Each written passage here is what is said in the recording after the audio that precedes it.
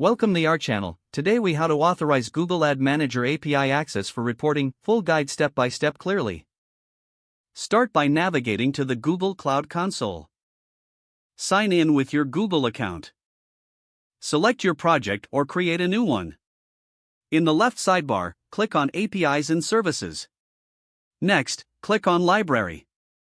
In the search bar, type Google Ad Manager API. Select the Google Ad Manager API from. Click the Enable button to activate the API for your project. After enabling the API, go to Credentials in the left sidebar.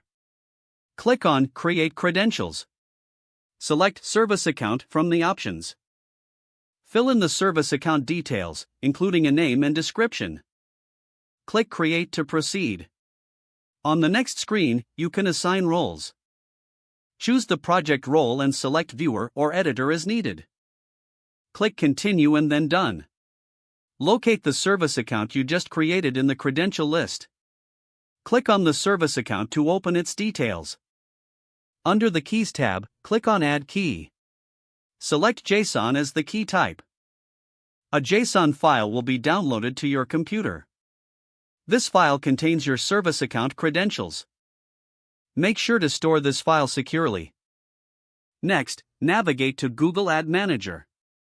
Sign in to your Google Ad Manager account. Go to the Admin section in the left sidebar. Click on Global Settings. Under Network Settings, look for API Access. Add your service account email to the list of users with. Define the necessary permissions for reporting. Click Save to apply the changes. Now, open your preferred programming environment. Install the Google API Client Library, if not already installed.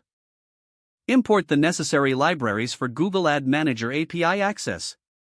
Load your JSON credentials file in your script. Create an authentication flow using the service account credentials.